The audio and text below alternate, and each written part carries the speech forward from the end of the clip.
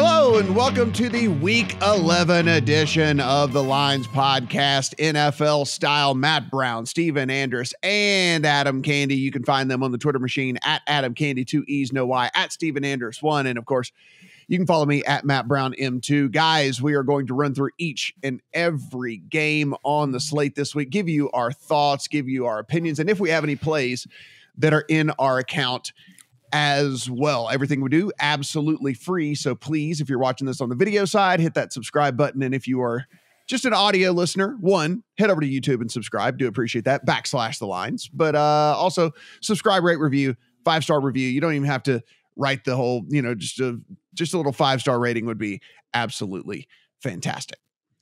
All right, let's get things kicked off here in week 11. And we have the Bears and the Falcons right now. The Falcons are 3-point, a juiced 3 at some shops, still some flat 3s out there.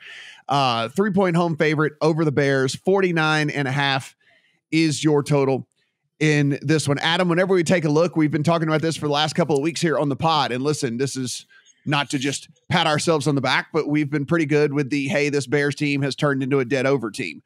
That said, this 49.5 total, the market has finally caught up, and this Falcons offense, while it was efficient at the beginning of the season, has certainly been anything but here over the last several weeks of the season. And I wonder if the adjustment has gone too far in the direction of this Bears being a dead over team.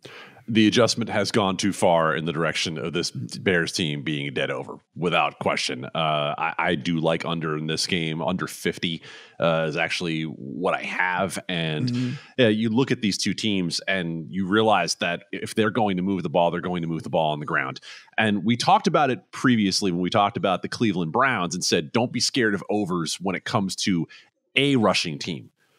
Be a little more scared of overs when it comes to 2 rushing teams. And when it comes to 2 rushing teams where by the pace stats, when either one of them gets a lead, they sit on the football. They are both bottom 4 in the NFL in pace when either one of them has a touchdown lead, which you assume someone will at some point during this game. So, you talk about the efficiency, and the efficiency for both of them is much more when Justin Fields is moving on the ground, when Marcus Mariota has the running game moving with Cordero Patterson, Tyler Algier, Caleb Huntley. So now you look at this game and say, okay, I don't want to get involved with the side. I understand why this game is down to around a 3-point spread because these two teams really are not all that far apart, with the exception of if Fields can make some big plays. But I'm with you that I think the adjustment has gone too far. I'm wary of 2 running teams and either one of them not really having the ability to chase if they have to chase by throwing the football.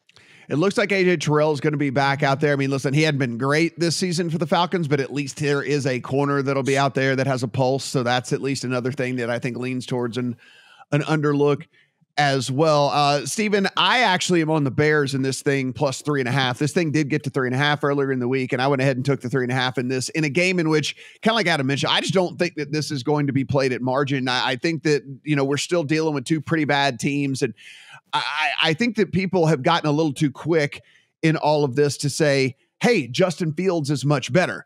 No, the play calling is much better and the utilization of Justin Fields is much better, but Justin Fields himself is not necessarily much better. And you can look at his passing stats and they're a little bit better, and his passing grades are a little bit better than they were at the beginning of the season. Couldn't be much worse. He was down at the very bottom of the league, but he has not turned this great corner passing the ball or anything like that.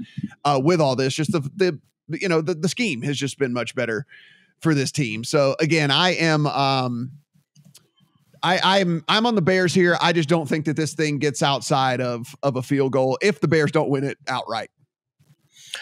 I missed out on the 3.5, but I bet the Bears at 3. And I was comfortable still at that point. And Adam talked about, being afraid to back this over-under situation with 2 rushing teams. And I think you should also be afraid to back a rushing offense to win by more than a field goal, the way they're the way they're set up, like Atlanta. 29th in neutral pace, near the bottom of the league in passing over expected. So winning by 4 or more points for Atlanta is a big ask here. This is not the same as earlier in the year where we were backing them as a dog. And I think you should also be afraid to back a favorite that's a rushing team when the other rushing offense is better than yours over the past 5 weeks, because Chicago and Justin Fields running this kind of Cam Newton, Lamar Jackson type offense, they are now better than Atlanta by EPA and better rushing the ball too by EPA and success rate over the past 5 weeks. So all of this kind of lines up to take Chicago, I think, to cover 3 here. And just looking back at our power rankings this week, Matt, we both had Chicago ahead of Atlanta this week. So I think we're aligned here. And I just to kind of put a bow on this is, yes, it's a road game for Chicago, but the way that this offense functions now and the way that they're kind of trying to operate, I think going indoors on turf is actually more beneficial to this Bears team than it is playing outdoors, where you're relying so much on the athleticism of Justin Fields and him being able to escape and do the different things like that. Like, I think if anything, it's a slight uptick for the Bears as opposed to a downtick. Marcus Mariota over the last 2 weeks, 5.6 and 6.2 yards per attempt, 31st in EPA per drop back over the last 2 weeks as well. Again, this offense, it was performing. We called it. The offense was performing way over its skis at the beginning of the year, and the regression did come back around for them. I do like the Bears in this one at 3.5. If you can find it, if you can't, no big deal. Go ahead and take the 3 out there. I think it'll be perfectly fine. Next game on tap here, the Cleveland Browns and the Buffalo Bills. The big news here is we know this game has been moved out of Buffalo. It is going to be played in a dome setting now over in Detroit. What that has done is raise this total that had gotten as low as 41 back up to 49.5. There's even a 50 showing right now, 7.5, 8 in favor of the Buffalo Bills. Steven, when we take a look at this one, this is your classic case of know your sportsbook rules, and hopefully you were on the good side of all of this. If you play at DraftKings, as long as the home team continues to be listed as the home team, the bet is live. So if you were able to get in on an over at 41 at DraftKings, you're loving life right now. If you got in when it was 42 on the under or something like that, you're not loving life at all. Caesars, which is, William Hill Caesars, bet is void. If you're Circa in Vegas, if it moves further than 100 miles away from the original venue, then that makes it void. So again, just it varies book to book as to how this is all handled. So be sure if you might have to rebet this, basically is where I'm going with this. If you thought you had a ticket in your account, you might not. 100 miles. Oh, that's an interesting caveat. Yeah. Is it by air miles or is it by highway miles? Yeah, I don't know. Walking mile. I don't know. Straight line miles. I don't know how they do it, but within 100 miles. Yeah. That's a fun one by Circa. So am I the only one here that doesn't really care about the line movement? Because I understand why the Bills went from being around 8.5 in Buffalo to 7.5 in a lot of spots here. You don't have home field advantage anymore. And I get that. But I feel like I'm in the minority this week in the belief that the Buffalo Bills offense on a neutral field in perfect conditions in a dome environment is better than having the Buffalo offense in a home game outdoors in the cold with wind with maybe some snow. So that's my opinion of this game. I was happy to see the change of venue. I was even happier to see that I get an even better number to tease the Buffalo Bills. I went hard on the Bills -1.5 for a teaser leg this week. And the Browns defense has been terrible. They have given up 30 points in recent weeks to the Chargers, the Patriots, the Dolphins. And after the first month of the season, if you take those first 4 weeks out, the Browns defense is 31st in EPA per play allowed, 28th in success rate allowed.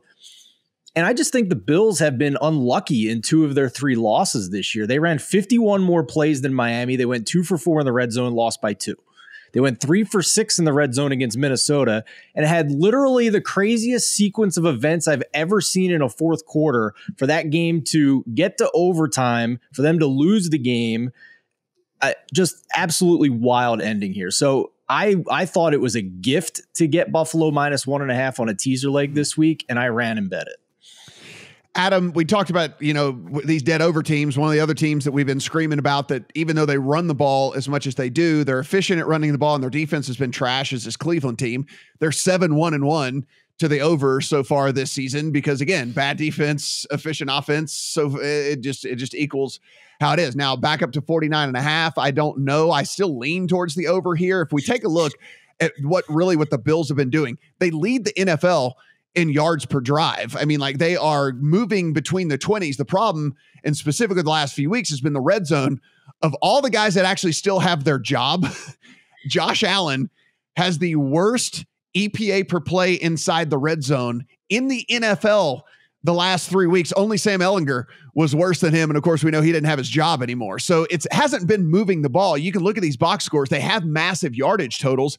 It's just been they can't punch the ball in the end zone. I would think if there was some positive regression to come back around, it would probably come against this Cleveland team.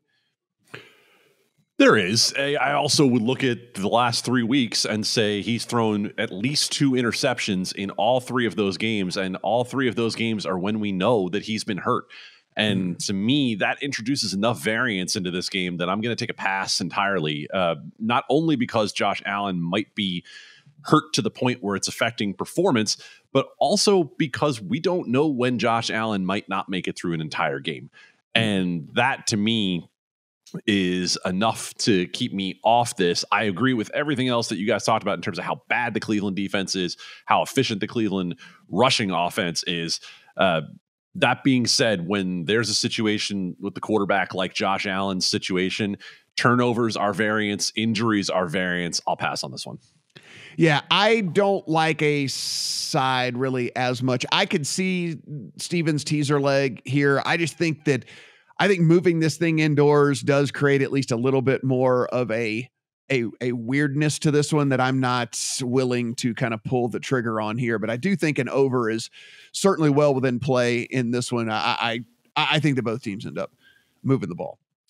All right, next game we're going to tee up here is going to be the Philadelphia Eagles and the Indianapolis Colts. The Eagles coming off their first loss of the season on Monday night. They are 6.5 to 7 point road favorites. Over the Indianapolis Colts, 45.5 is your total. And the Colts went ahead and won a game. Jeff Saturday goes out and decides, you know what?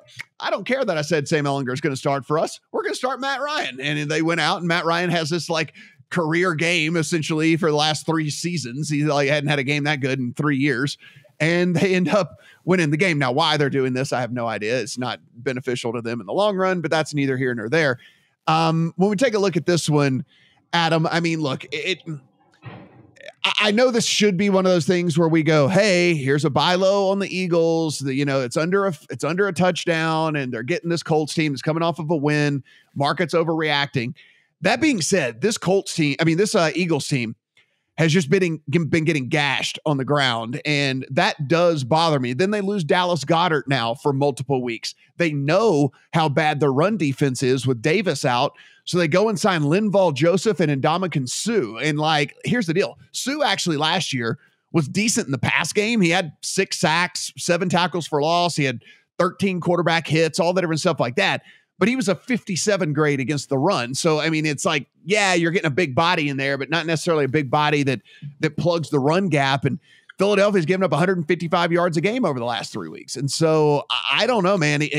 Something has me feeling fishy about this one with Jonathan Taylor and all of that. I'm going to take a pass on this one.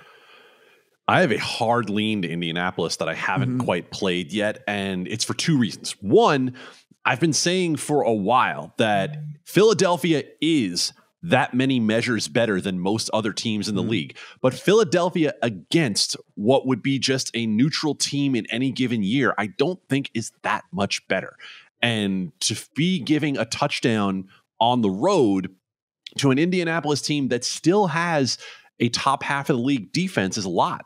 I haven't quite made the move yet, just because I don't want to overreact to Indianapolis in 1 week last week against a moribund Raiders team pulling things back around. And you guys know I've been lower on Indianapolis than the market for the entire season, but I've also noticed that my power ratings are starting to even out a little bit with Indy. I probably made some of the bigger adjustments in my power ratings this week than I have the entire season, largely because A, we have half the season to go with, and B, I think I finally got to the point where I was able to look and say, there are very few teams that are that much different than anyone else. And I changed the numbers a lot based on that. So the lean for me is Indy. I haven't played it yet. I will probably wait to see what the injury report ultimately plays out, because both Devontae Smith and AJ Brown are on the injury report. If either one of them doesn't go, that probably will tip me to Indy.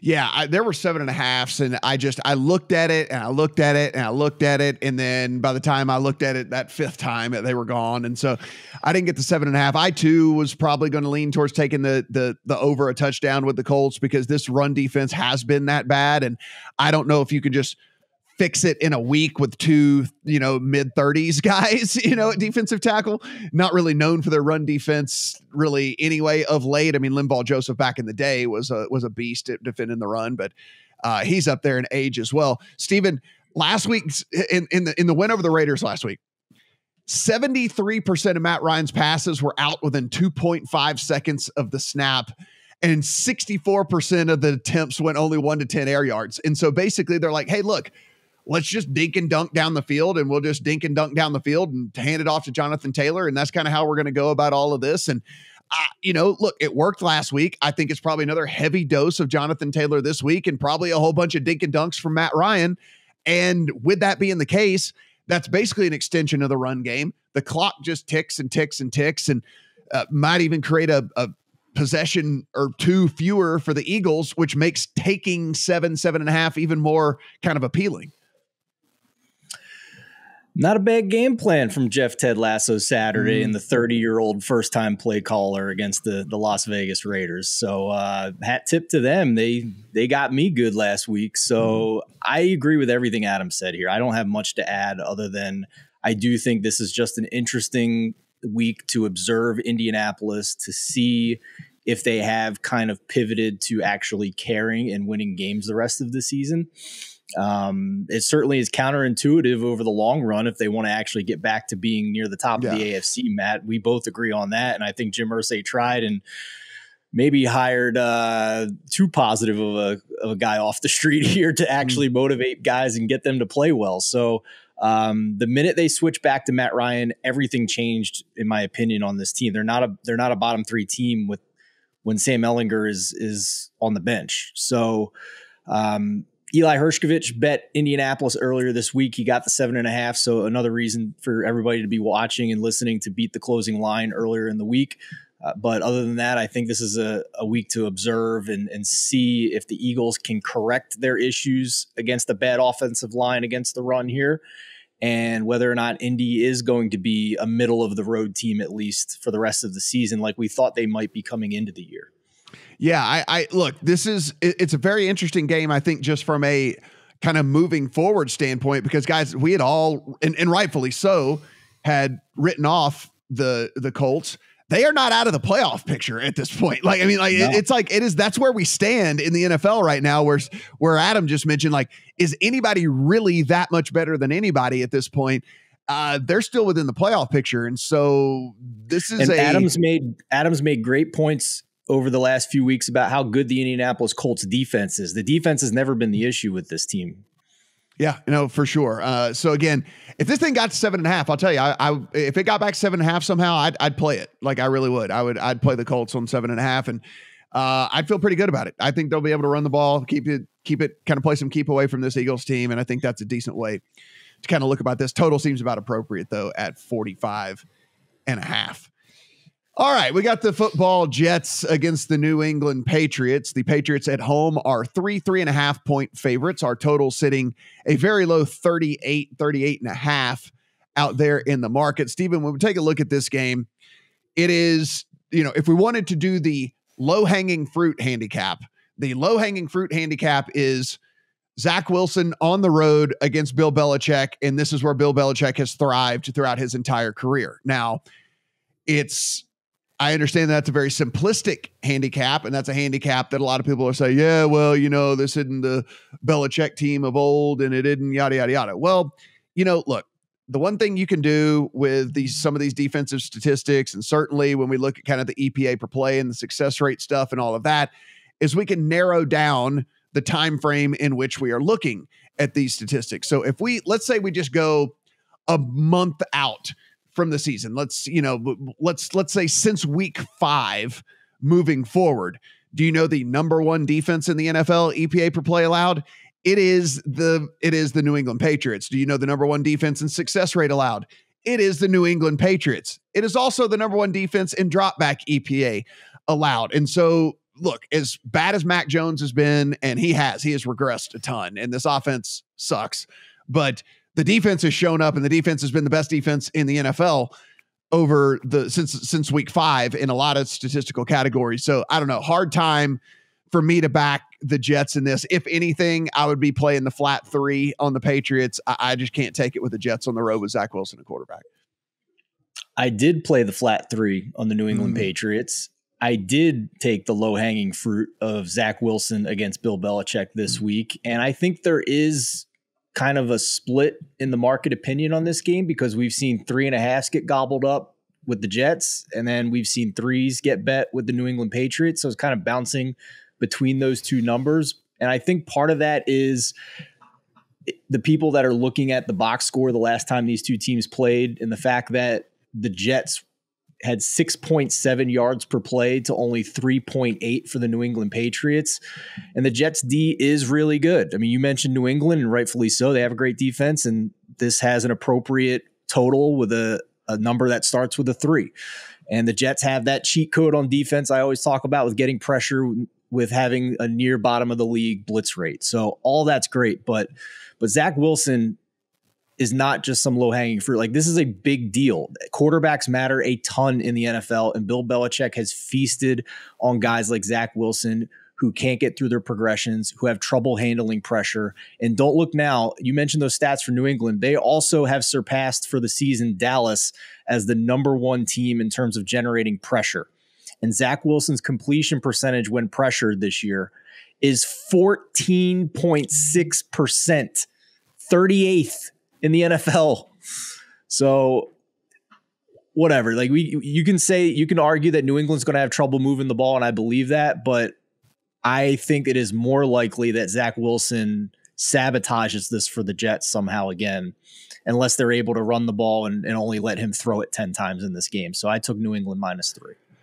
So, Adam, I guess my question to you is this: is everything that my little spiel I gave, and then Steven gives his little spiel. And if we're talking about, two good defenses and 2 quarterbacks that we don't trust, and 2 offenses that haven't really done anything all season long, even with it being 38.5, shouldn't we just be playing the under in this game? Doesn't this have like 17-10 written all over it?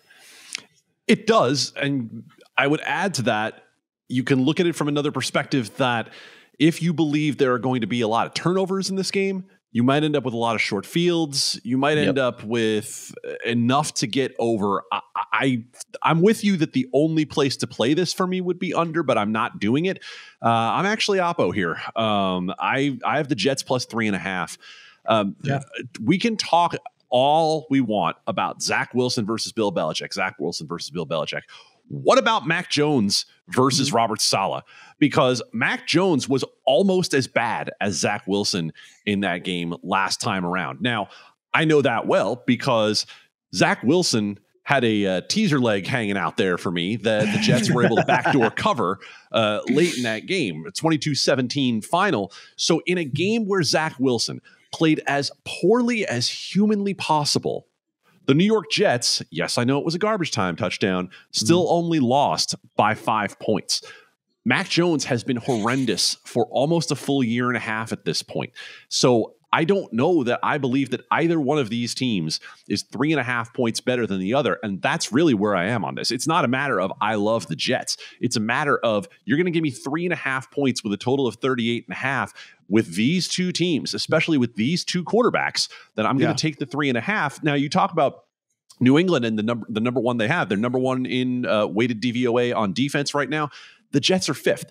Now, New England has a very obvious split. They're 2nd against the pass. They're 21st against the run by DVOA. Well, the one thing the Jets actually have done fairly well this year, in fact, top third of the league, is run the football. And that's even weighted after losing Elijah Vera Tucker and having an injured Dwayne Brown for a lot of the year. So I'll leave it there. I don't love Zach Wilson. I'm going to be clenching various parts of my body throughout this game to try to back him plus 3.5 on the road. Yeah, it's so funny. Steven's on one side, you're on the other side. I actually think I'm just going to play the under. So like we're probably just going to have three different bets. We're probably just going to have three different bets on this game. But I mean, the more we talk through it, it's kind of like, hey, look, this just seems like 17-10, 17-13 is just coming to roost here. So I just kind of feel like maybe that's the way the market's the same way. The market reflects exactly what just happened with me taking 3 and Adam taking 3.5 here. It's just bouncing back and forth between these two numbers. We got the Los Angeles Rams on the road at the New Orleans Saints, and let us say the absolute worst game of the week this week. It is sitting right now, the Saints as 3-point home favorites, a total of 39.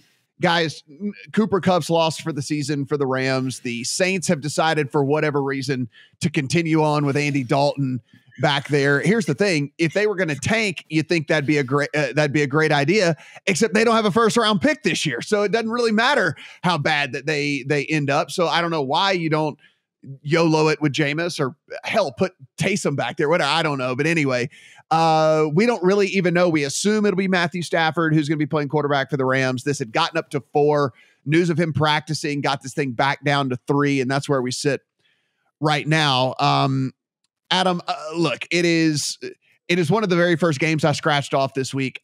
There's no motivation for either one of these teams. Season's over for both of these teams, and so I just, when we get to that point, at this point in the season, like we're so early in the season where it's basically over for both teams, I can't gauge motivation. I can't gauge what coaches are trying to do. I can't figure out if guys are trying to save jobs or save coordinators' jobs or run coordinators out of town and all that. And it just, to me, ends up being a very, very confusing handicap. I actually have a play here. I love it. Good. Over 39. Okay. Look at what happened defensively with both of these teams just last week, right? Let's take a look first at the Los Angeles Rams, who managed to give up 27 points to Colt effing McCoy and Trace McSorley. 27 points. You'd be nice to Colt McCoy. I'll consider it. We'll get to him later. Let's look at the other side of this with the New Orleans Saints. They gave up nearly 3 touchdowns to a Kenny Pickett-led team on the other side. So I think we have an impression of these two defenses that is not reality, because we're used to seeing them both be really good. And right now, they're just not. And I think part of it is that they're getting left on the field for way too long by these offenses. So it doesn't take a lot to get to 39 in perfect conditions indoors. Yes, I'm definitely scared of the Rams offensive line. I'm definitely scared of Andy Dalton. Mm-hmm. That being said, I am on over 39 largely because I have not seen anything out of these two defenses that tells me they can stop anyone. And you give me 21-20 and we're there. Yeah, the efficiency numbers have certainly been pretty terrible for both of these offenses. But as you just mentioned, we're looking. You just need both teams to play in the low 20s, and you're going to get there. I mean, I guess my only question is, Stephen, whenever we kind of try and take a look at this game, is where's the silver lining? Like, what is the angle we're looking at here? I mean, maybe it's a prop play in this from a Ram standpoint. Van Jefferson got worked more back into the game, into the offense last week, especially after Cooper Kupp had to leave. I mean, maybe there's something there. Maybe we look at we look at how bad the Saints defense has been. You're trying real hard right now, man. I don't know. Real hard. I'm just trying so hard to figure out what the angle is in this game. What am I missing? You're not missing anything, man. It's a complete mystery in this game. They threw to Cooper Kupp so much. How do you have any idea how the targets are going to be spread to anybody else?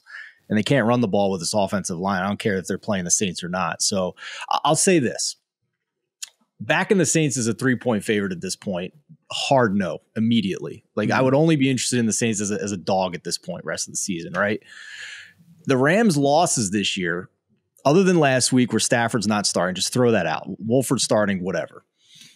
There are other losses this year against the Bills, the 49ers twice, the Cowboys, and the Bucs, who all have one thing in common defensively. They pressure very well. And with the Rams' offensive line, that's a horrible situation to be in. The Saints are not that. The Saints are 28th in pressure rate. Mm-hmm. So I don't know what this offense is going to be without Cooper Kupp. They're obviously going to be worse. But if Matthew Stafford has a clean pocket, then we've seen him at least be able to execute this offense this year. It just so happened that they had a lot of games against top-tier teams with good defenses that pressure a lot. So I think this is a big step down in class for him this week. And at least on paper, the Rams defense is still 6th overall in success rate, number 2 against the run. I just have no idea what the motivation is at this point for this Rams defense, right? Like, how do we have any idea whether they care about playing hard anymore, whether they're going to come out and give their best effort on the road in New Orleans, going across the country from Los Angeles, basically. So the only angle I would be interested in here is a live bet on the Rams at +3.5 or better, but you can't be confident about anything in this game, I don't think, from a side perspective. Rams second to last in yards per game, 4th to last in points per game. Adam, to put a bow on this, though, here's the thing. If anything, and this is like, maybe this is just the glass half full, optimistic, look at all of this. But if anything, we have a situation where the Rams were so poor on offense. They were so bad with what they were doing. And now Cooper Kupp is gone, who is basically the entire offense, having to do something different. It can't be worse, right? Like, it has to be better. Like, they have to do something different on offense now because Cooper Kupp's not going to be out there. So if anything, it should have a positive effect because literally it can't be worse. They're basically last in every single metric.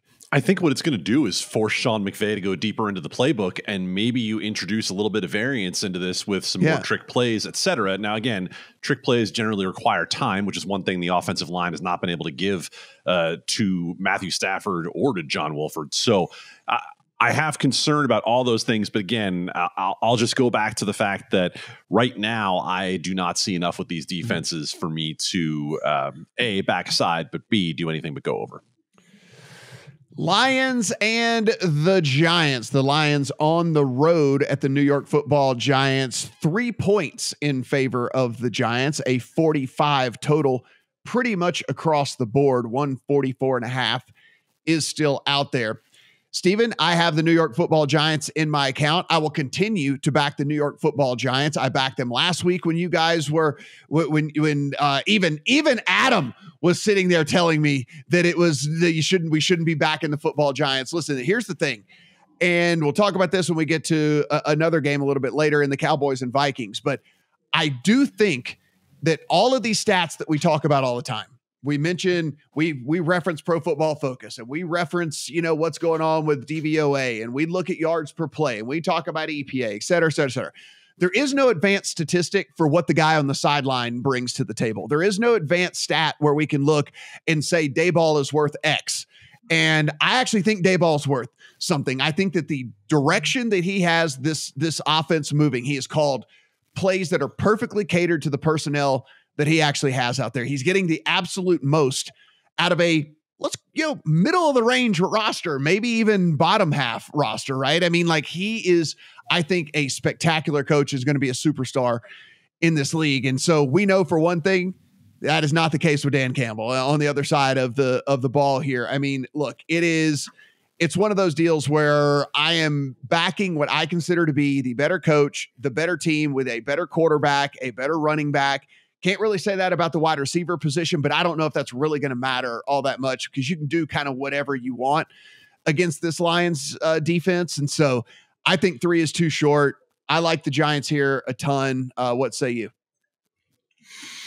I say they were pretty lucky to cover the spread against the Texans last week, first of all. And they had given up a lot of red zone opportunities to Houston that David Mills just was not able to cash in on. So I felt really fortunate to cash that Giants bet last week. Even it's part of the handicap, though. This is I've heard this narrative too all week. Yeah. Like, this is part of the handicap. It's still Davis Mills at quarterback. Like, everybody talks about all this stuff where they go in and they look at the box score and they come out with this XYZ team is lucky and they're just getting so incredibly forward. That's part of the handicap. You're going up against Davis Mills. Like, that is part of the handicap in these games. Yeah, I totally get that. But part of the handicap as well is acknowledging that the Giants statistically have been bottom half of the league this year. And Dable has been getting the most he possibly can squeeze out of this. Obviously, it's been impressive. And part of that has been the schedule of opponents that they played.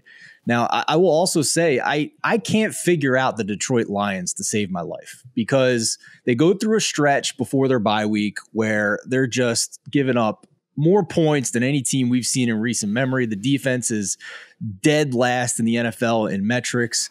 And then the last 3 weeks, they play Miami competitively. They upset Green Bay, and then they go on the road and beat Chicago. So I don't know what team I'm getting week to week with Detroit. I don't. I just can't figure it out. I'm very confused about this game. I don't have a play, but I feel like I'd only be interested in Detroit here. I don't know. If it's hard. I look at the Giants a little bit the way I look at the Titans. They're a team I can't figure out. The stats don't really back up them being a favorite, to win by more than a field goal in some of these games. So it's just a blind spot for me that I have to acknowledge. So, Adam, you watch the Giants as closely as anybody. Here's the thing that I think is going to really make or break this bet for me this week, and that's the fact is they bring in Wink Martindale. We both know, old school guy. He's not going to change his stripes. The Giants blitz at the #1 rate in the NFL, and he's going to do that again against Jared Goff. Now, typically, that has been a good thing. Last week, the Bears blitz Goff on 43% of his dropbacks, and he went 8 of 11 on those plays for 0.83 EPA per play on those plays, because they weren't getting home with those blitzes. And Goff, look, he's got some talented receivers. I mean, he's got some guys that he can go to. So it's basically, for me, a very simplistic handicap where I know Martindale's not going to abandon the blitz. That's just not what he does. He took it he brought it with him from the Ravens over to New York, and he's going to do it. They just have to get home. If they get home, we know Jared Goff is terrible against the blitz. It's like if they get home, it's going to be bad news for him. Probably get some short fields, maybe some, pick six opportunities, some strip sacks, different things like that. But what we've seen is, at least last week against Chicago, and they're worse on the back end than the Giants are, but not much worse than the Giants are on the back end, is if you don't get home, Goff actually has some guys that can make some plays and do whatever. So that seems to be the handicap for me here.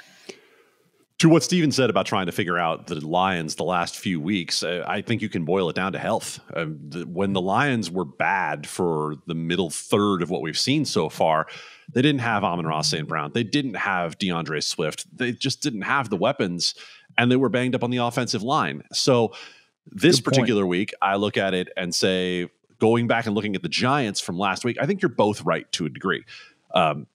The Giants were outgained by Houston in that game. The Giants also allowed 5 red zone trips that completed 6 points for the Texans. And that can be part of the handicap when it comes to it's Davis Mills, but that is the extreme part of the handicap for that's Davis Mills, right? Because let's just say you take a couple of those red zone trips and turn them into field goals, which is not crazy to think about.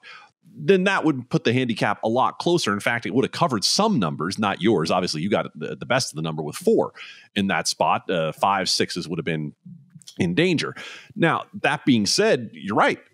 At some point, the Giants are fundamentally a little bit better than the bad teams. What scares me this week is that the Lions, when they play well, their tail distribution on the good end, they're really good offensively. And that, to me, would lead me only one way in this game, and it would be toward the over. I know the Giants don't look like much of an over team with the fact that they run the ball as much as they do, but 45 is not asking a lot. And you look at last week, even with Davis Mills being as bad as he was, you had the Giants in Houston put up 42 points. So the Lions offense is absolutely at least a field goal better than Houston, probably more so. Daniel Jones, 0.53 EPA per dropback last week. Now, they didn't have to throw a ton because you're playing the Texans, and the Texans have a historically terrible run defense. And, of course, Saquon Barkley just went crazy. But when Daniel Jones did have to throw, he threw very effectively for them. So, by the way, a guy that's not getting the credit he deserves. I mean, look, all the credit to Dayball, and he certainly put him in great positions, but Daniel Jones has been good this year. That's just no way about that, right? With as little as he has to throw to, the fact that they're having this type of success and he's having that type of success, I'd like to think that Wan'Dale Robinson continues to take step forward here for this team. And non-participant, by the way, with the hamstring this week. Once again, Wan'Dale Robinson might not be able to get on the field this week. We'll certainly monitor that. Giants, Lions, interesting 3-point spread in them. Panthers and the Ravens. This is not an interesting spread. We are sitting right now at 13, had gotten as high as 13.5. May get to 13.5 again at some point in this one in favor of the Ravens at home. They are coming off of a bye.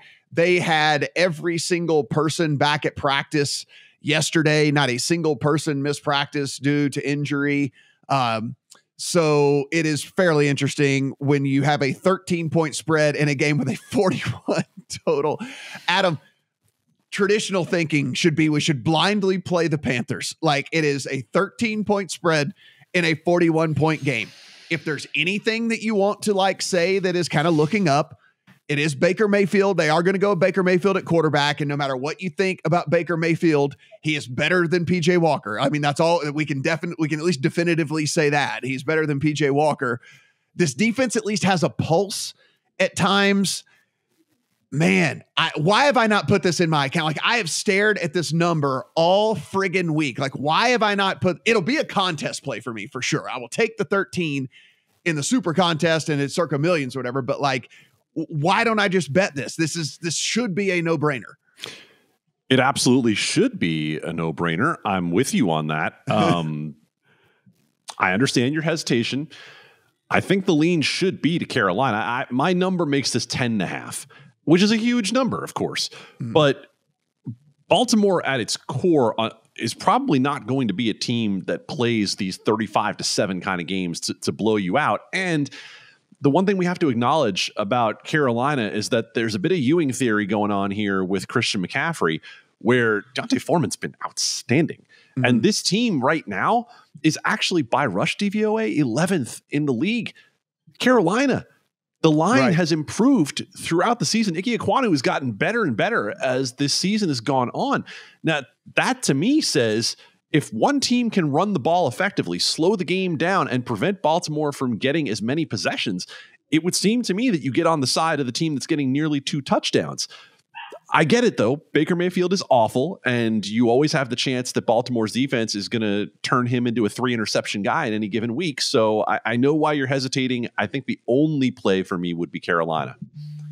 So, Steven, I've set this scenario up before when we've had these massive spreads, and it's kind of okay, Baltimore could be up 17 in the fourth quarter. You are up comfortably 3 scores in the game. There is a 0% chance that the Carolina Panthers can win.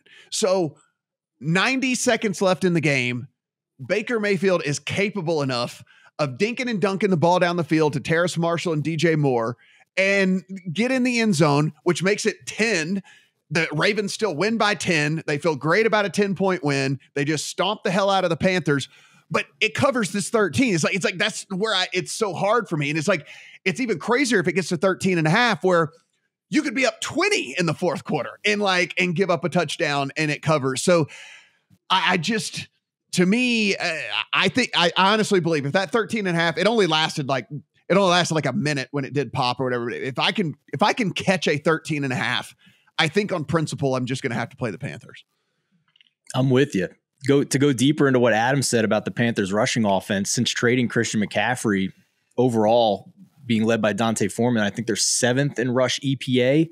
And the start of that is when they upset the Bucs. So that from that point on, 7th in rush EPA. And for the season, the Ravens are outside the top 20 in stopping the rush by EPA and success rate. So the matchup is definitely there for them to shorten this game and limit possessions, et cetera. So I'm with you on the 13.5 here if we can get it. I think that the problem is Baker Mayfield, obviously. If you look at the stats by EPA and success rate among quarterbacks, he's dead last in the league this year. So he could sabotage you. If I'm hesitant about Zach Wilson, I should be hesitant about Baker Mayfield. But we're getting 13 points here. So totally different conversation. I like that. I like the fact that the Panthers, I think, can shorten this game. I'm with you if we can get the hook. It's, look, if you live in a state where FanDuel is available, if you live in a state where WinBet is available, the 13 is juiced. So, I mean, it could be heading to 13.5. So just keep an eye on it. as you go about the rest of the weekend. But man, that just seems to me like a really, really giant number in a game with a very, very small total. So we shall see. All right, fellas, let's talk a little Commanders and the Texans. Look, Commanders, a win is a win is a win. Now, did they almost rip Dallas Goedert's head off and create a fumble that may or may not have changed the course of the game that was with? Yeah, whatever. But I mean, hey, what do they say? Good teams win. Great teams get away with egregious penalties that lead to I've heard that before. No win and whatever. Yeah, exactly. So did they force a fumble after allowing a 50-yard reception down the field? That too. So as we sit right now, the Commanders are 3-point road favorites. Now that is juiced at a couple of different books, so it could get to 3.5. If you are looking to take 3.5 on the Texans, I would just hold out at this point, see what you get. 40.5, 41 is the total. Steven, look, second game for me that I just want absolutely nothing to do with here. They are sticking with Heineke instead of going back to Wentz, which they should do. The Texans, have been spunky, but in theory, we know they should lose. They need to lose out. Like they want one of those top 2 picks to where they can get one of the elite quarterbacks. So, I think everything's fairly appropriate here with everything. I mean, maybe if anything, lean towards an under, but I don't have a ton with this one. So you can look at this kind of one of two ways. You can look at Davis Mills' home road splits and maybe lean taking Texans as a dog at home here. But I think with Washington turning so run heavy, and Houston being miserable in stopping the run, I think I want a piece of Washington here as long as it's 3 or better. I would not be interested at 3.5, but to get that push equity potentially if it lands on 3 is what I would want. The Texans are 31st in rush defense DVOA, 31st by PFF. They are 31st in rush D success rate. So you can gash this team on the ground. And we saw that Washington can do that against Philadelphia last week, who also is struggling against the run as well. So I am waiting for Adam to chime in and tell me once again about Taylor Heineke's terrible turnover-worthy play rate. I'm looking up the updated number as you speak. Yeah, it's playing with fire every week with Taylor Heineke. But man, when seeing him running around like a chicken with his head cut off and acting like every week is the goddamn Super Bowl for him, man, it's fun. I'll give him that. But if they're going to run it 50 times a game, then yeah, I'm going to take I'm going to take Washington to cover a small number here. Adam, as we take a look here, I mean, it is a Houston defense. We referenced this even earlier in the pod. It's like it is almost on a historic pace for how much they are in futility for run defense. I mean, it's been absolutely putrid. We called this like, hey, look, as long as you have a competent running back and a competent run game, then you are going to be able to do some damage on the ground against this team. So, I mean, we've seen Washington pretty much make the switch to Brian Robinson. So maybe the play is Robinson props in this game. I mean, like maybe it's Robinson over whatever his number is, because it's probably, since he is still splitting carries with Gibson. I mean, it's probably, yeah, man, I think both are good. They're running it so much that there's volume for both of them. So I wouldn't even be against taking whoever's got the lower number and playing his over. Yeah. Yeah. I mean, maybe that's the play in this. Adam, what do you see here in the old Commanders and the Texans? What I see is that the Texans, when they were at 2.5, so I gather I'm talking about a number that does not exist anymore. right. Were as obvious of a teaser play to me as any team will get. Yes. And that being said, I'm also way lower on the market than most on Washington. So that to me goes back to Taylor Heineke. You wanted it, you'll get it, Steven. Second in the league in turnover-worthy play rate at 5.6 is Zach Wilson. Third in the league is Justin Fields at 5.1. Zach Wilson's at 5.6. Taylor Heineke's at 6.9. He has been luckier than a guy with a horseshoe on top of a rabbit's foot. It's unbelievable that some of these passes have not gotten picked off, and it's also because of Terry McLaurin, so at least there's a little bit repeatable there. But where's the horseshoe located, Adam?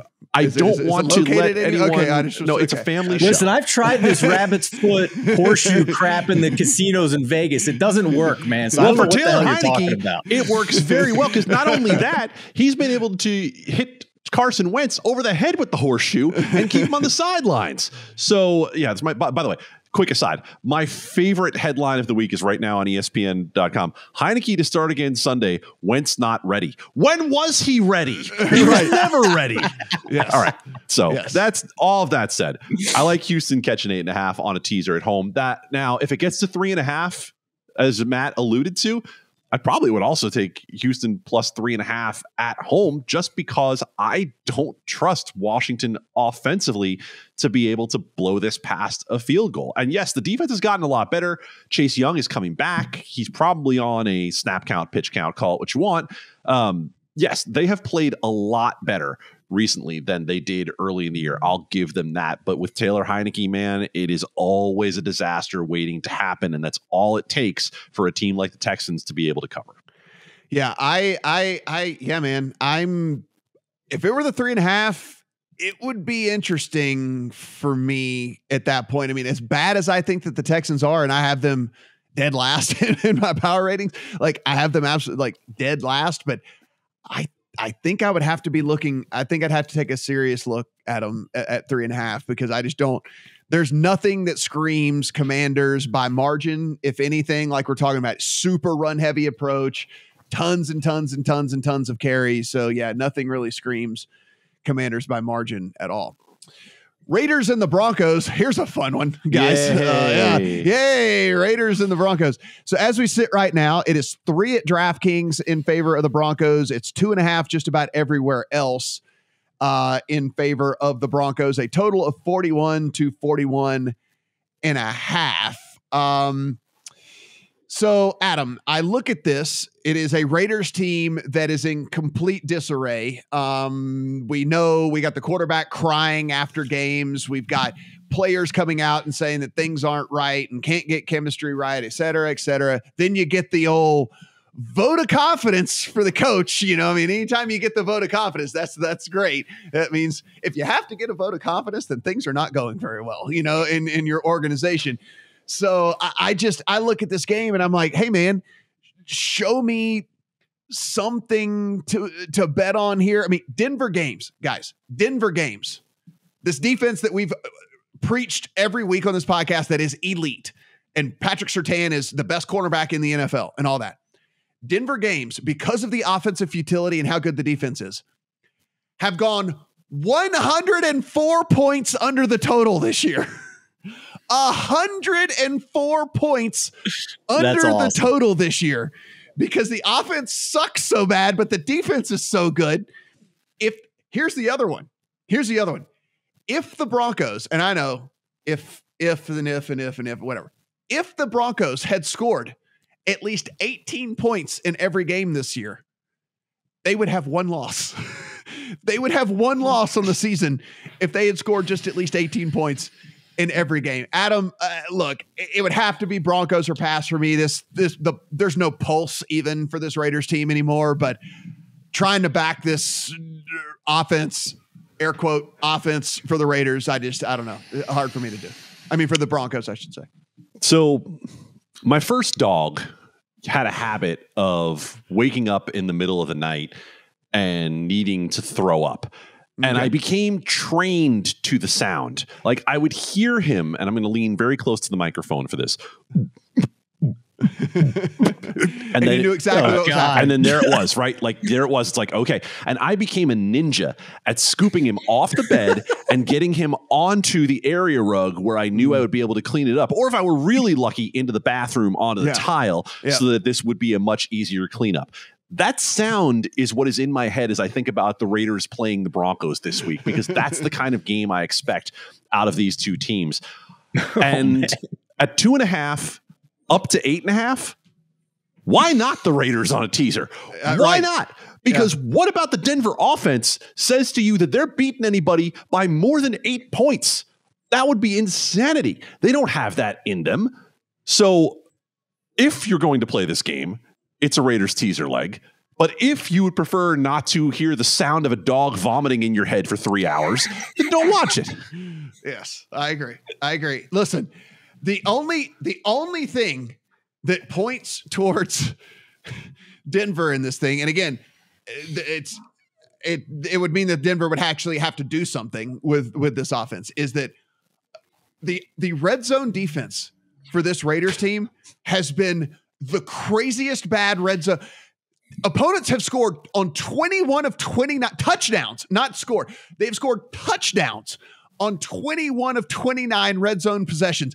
They have gotten into the end zone 72% of the time that they have gotten in the red zone against this Raiders defense. And so if Russell Wilson can somehow trip and fall and complete a pass or something like that, they're going to score a touchdown, because like the Raiders just give up touchdowns left and right when it comes to whatever. But again, I just don't know, Steven probably has a bet, because like that's the kind of sicko he is. I don't. I'm evolving. I have no bet in this game, but it would be the teaser leg on the Raiders if I was. I will admit that. That's what I had there. I see them getting shut out by the Saints 26-0 on any given week, and it makes me nervous as well. I like this idea, by the way, of having our favorite headlines of the week mixed into the pod. Adam had his for Heineke. Mine was that the Raiders are too cash poor to fire Josh McDaniels. I was laughing hysterically. I don't know if Mark Davis was an FTX investor or he's spending too much time on the tables on the strip. But Adam, what's going on, man? Well, the problem is the haircuts are way more expensive in Vegas. That's a true story. Bowls are expensive. That's a true story, though. Everything's more expensive in Vegas. What do you pay for a haircut, Matt? Listen. Oh, we get too personal. Is that too personal? Come on, man. It's the moneymaker. Don't make him drag the moneymaker. Every 3 weeks on the dot, I have to put it on the calendar, and I go in every single 3 weeks on the dot. Like I have an appointment. Is it a salon or is it a barbershop? It is a salon. Yeah, that was easy. It is a salon. Hey, when you're in professional content making, look at this. Do you see this? Look at this. Buffon. I had Quaff. Okay, Buffon works. Yeah. Real quick though, Adam. Okay, 41.5s are out there, right? I mean, like, are these teams playing in the 20s? I mean, I understand it's a low total, but like, are these teams playing in the 20s? How many points did they score the first time they played? 55 total. It was the one good game Russell Wilson's played all year. It was the one, but it's also the Raiders having scored 32 in that game. And the one thing that has not changed, with the exception of the New Orleans game, is that the Raiders actually are doing their part in scoring a few points, right? Even last week against the Fighting Saturdays, they still scored 20. So, I mean, again, the Broncos might not do their part, but if there's ever a team, as you just said, where they're going to do their part, it's going to be against the Raiders. So I'll skip the total. Cowboys and the Vikings. Right now, the Vikings are 1.5 home underdogs to the Dallas Cowboys, a total of 48.5. Boys, I slammed this into the account. Vikings. I slammed a teaser leg into the account. Vikings. This is a Cowboys team that has allowed over 200 yards rushing in back-to-back games. This is a Cowboys offense that stutters and putters up and down the field. And oh, by the way, thank you, Stephen Jones, for letting us know they're getting Zeke back out on the field, boys. So by all means, make the offense less efficient for me in my bet. Go right ahead. I don't give a flying F that you're going to put Zeke back out there. I'm glad that you're doing it. And look, over the last 2 weeks, I think this is pretty simple. Over the last 2 weeks, there is Justin Jefferson has an ADOT of 13.5 yards down the field. He's accounted for 48% of the team's air yards.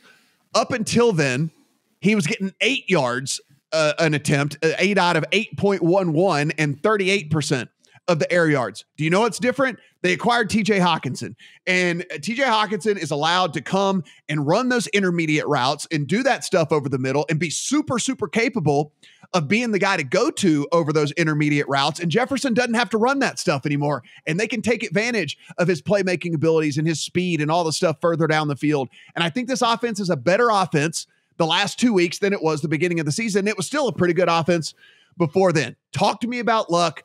Talk to me about, well, if Josh Allen hadn't have fumbled, they'd have lost. If Kirk Cousins had got in from the 1 inch line, they'd have won. I mean, like there's you can paint the narrative any way you want to with any of this. I take it back to what we were talking about with the Giants earlier. The Vikings have an edge on the sideline. Kevin O'Connell is a real coach. Those coordinators are real coaches. They are winning games they lost last year because they are making the right decisions and putting these guys in the best position to succeed. I love this Vikings team at home as underdogs here. Love them in a teaser leg as well. Who dares challenge me on this? I can't do it. I mean, I've been bad mouthing the Vikings all season long, man, but you can argue all you want about how they were lucky to win that game in Buffalo last week. They were not lucky, in my opinion, to cover the number. They met expectations, in my opinion, against Buffalo just before all the craziness. So I think the market is looking at this game in two different ways. I think you have the people that look at closing lines and numbers and market opinion and think that the Vikings would be are too short here, because if you factor home field advantage in, they're saying that Dallas would be 3.5 points better than Minnesota on a neutral field with this line, 3 to 3.5 points. And that doesn't seem like it should be accurate, but we're also talking about numbers under 3 now with this game, which are the least impactful numbers when it comes to NFL and spreads. So I do think it's an opportunity to tease the Vikings, Matt. I did tease the Vikings up to 7.5 here. The on-field matchup is the other side of this, where I think you're getting some Dallas action here. And Kirk Cousins should be dealing with pressure again. He's bottom 10. The Vikings are bottom 10 in pressure allowed. Dallas number 2 in pressure rate. And Mo Noir, our senior writer, pointed out in his teaser column that Kirk Cousins' passer rating drops by 30 points when he's pressured. And overall, it doesn't appear that there's anywhere on defense that Minnesota has an advantage over Dallas's offense, unless they run Zeke into the line of scrimmage a bunch of times. But they haven't really been doing that when Dak Prescott is the quarterback. They have been more pass heavy. So top 10 in EPA defense the last 3 weeks against Arizona, Washington, and Buffalo. So the Minnesota defense is improved. That is the other side of this argument. You can make that since coming out of the bye, they have been better. So I think these are equally good arguments on both sides here. So just straight up on the spread, I couldn't really make a decision, but it certainly felt like taking extra points on the teaser leg for Minnesota was valuable. And if this were to flip to the other side for whatever reason and Minnesota's a small favorite, then I'd probably tease the Cowboys up in this situation as well. So Adam, take a look here. I mean, look, I've heard all this stuff about Kirk Cousins and the passer, but like, look, under pressure, he's middle of the pack. He's 15th in the NFL. I mean, like that. Yeah, it's not great, and certainly not like, I'm not saying he's fantastic or whatever against pressure, but I mean, whatever. He's 15th in the NFL. That's not the worst thing to be middle of the pack against pressure. Clean pocket. He's been absolutely awesome. And again, the addition of TJ Hawkinson, these are full season stats where he's only been there for 2 weeks, and I think that really does uptick what we get out of a production standpoint. And oh, by the way, like I just said, the Cowboys have been gashed on the ground the past 2 weeks. You have Dalvin Cook, Alexander Mattison as a 1-2 punch in this thing as well. Am I just blinded by this Vikings love that I have and all these futures tickets that I have on the Vikings, or do you think that this is an appropriate handicap? When there's a quarterback where we say, you know what, he's been pretty good, but my God, under pressure, he becomes the second coming of Johnny Unitas, then let me know, because otherwise I'm tired of hearing about how much a quarterback's performance drops under pressure when it's not Zach Wilson, right? Like if it's Zach Wilson and fair. The guy goes from pretty good to a dog on 4 legs, then yeah, okay, then I need to know about that. If it drops 20 points, yeah, everybody's going to be worse under pressure. I'm worse under pressure when there aren't 4 300-pound men trying to kill me. which doesn't happen often. So no, you're not blinded in any way, Matt. I bet the Vikings at about 4:30 p.m. last Sunday.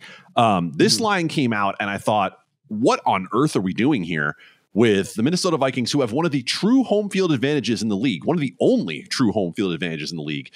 They were still 2.5 at that point. So I tied them up in a teaser with the Tennessee Titans up to 8.5. And actually, the Titans were my anchor leg this week. So I'm already home on one bet where I had the Titans up to 8.5. I had the Niners down to 2 last week. And the other big one I'm waiting on is the Vikings to come in as the second leg of this. You can go deep into the handicap if you want. I'll go to Matt's point. Dalvin Cook and Alexander Mattison should be able to run all over the Cowboys defense. At that point, it's not going to matter as much what Kirk Cousins does. And on the Dallas side of things, what was that last week? Honestly, I have no idea what that was. And whatever you think of Matt LaFleur, do you trust Mike McCarthy in a big spot? I don't. I don't trust Mike McCarthy in this spot at all. And it's not because of the call in overtime. Look, let's get this out of the way. That was a 50-50 call. Like, you had no good choice in overtime. Like, it's fine. It's not that. It's more just that we've seen McCarthy over and over again fold in this kind of big spot. So I thought the Minnesota teaser leg up to 8.5 was easy. If you want to play a money line, and frankly, instead of taking the couple points, I probably would just take the money line if that's the way I wanted to go on Minnesota. Bengals and the Steelers, our final afternoon game, and it is sitting right now. You can find 3.5s on Cincinnati. This thing was 5.5, 5, 4. Now 3.5s are coming up for the Bengals. Steelers are, 3.5, 4-point home dogs here. Total of 40-ish, 40.5, 41s. You can find all three of those totals out there. Cincinnati coming off of a bye. Steelers get back TJ Watt. I don't care that they get back TJ Watt. I understand that he is a game changer, but look, it's Cincinnati coming off a bye. Everybody's a little bit healthier. I understand that you don't have Jamar Chase, but Cincinnati's just, if we go by power ratings, I mean, Cincinnati's literally 20 spots ahead of where I have the Steelers, if not more. The Minka Fitzpatrick had an appendectomy. He might be able to play, but weirdly enough, how you can play after an appendectomy. He had an appendectomy a week ago. So that's one other player that could be out for the Steelers, one other guy that has a pulse. This is very easy for me. It's just a far superior team to me in nearly every single aspect, going up against a far, far inferior team. I expect there to be, they get DJ Reader back as well. So he's going to be able to help this run defense that was absolutely mediocre for the Bengals all season long. So getting Reader back is a big, big upgrade for them on the defensive line. Guys, Adam, talk me out of Cincinnati here, because this just, to me, at 3.5, I was gladly able to scoop up 3.5 and felt wonderful about it. All right, here's how I'll try to talk you out of it. Go back to the game they played earlier this year, right? Which, of course, included some fluky things that are probably not likely to happen again. But TJ Watt's back on the field, and Joe Burrow has taken the second most sacks in football this year with 30. And so if there's a leak, the leak is Joe Burrow holding the ball too long without Jamar Chase to stretch out the field for him. So that's the only way I could come at it from the Pittsburgh side. I'm not going to try to tell you anything good about the Pittsburgh offense. I will tell you that I would be worried enough about Pittsburgh's ability to create pressure on Cincinnati that I'm not running to the window on more than 3. At 3, I might be interested in Cincinnati. At more than that, there are enough ways this could go sideways for me that it could turn into a field goal game and one of those ugly games like a 17-14 or something like that I'll pass on it. Steven, I'm on the Bengals. What am I missing here? Exactly what Adam said, that when they have an offensive line that has been so bad as Cincinnati's, that it can completely sabotage your offensive game plan. We saw it again. I know it's a week 1 game, but 7 sacks for Pittsburgh against Cincinnati. And there hasn't been really anything over the rest of the season to give you confidence that Cincinnati has figured out its offensive line. So home dog, I took Pittsburgh +4 here. We're going to go heads up on this one, Matt. Yeah. I don't like that Jamar Chase still isn't playing. I don't like that their top corner Awuzie is not playing. I think that this is a Bengals team that I am really nervous about right now.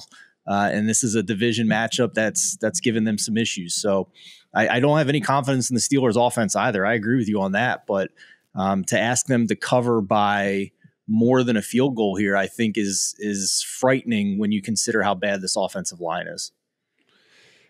Weirdly enough, we talk about all the sacks. That said, a pressure allowed only 11th in the NFL by the Cincinnati team. So basically, it's just kind of like when they do allow pressure, then it is, it ends up in a sack, but they don't allow a ton of pressure actually, which is kind of weird. That's on Burrow too, right? Yeah, like we've talked, sacks are very much as much of a quarterback stat. So that's on Burrow this year too. I think he's regressed in that aspect of not doing a good job getting rid of the ball.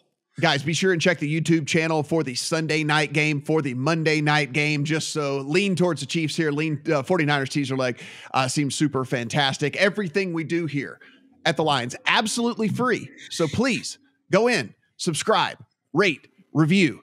Do all of the things that we need you to do. Thumbs up. Let us know in the comment section what games are you loving this week, what games you play, what games do you disagree with us on. We are here for all of it as long as you're here and being respectful in the comment section. We want to have the discussion with you as well. Upper right-hand corner of the Lions, get in the Discord, chat with everybody in the community there as well. For Steven at Steven Andress 1, for Adam at Adam Candee, 2 E's, no Y. I am Matt Brown. Good luck on all your games here in week 11.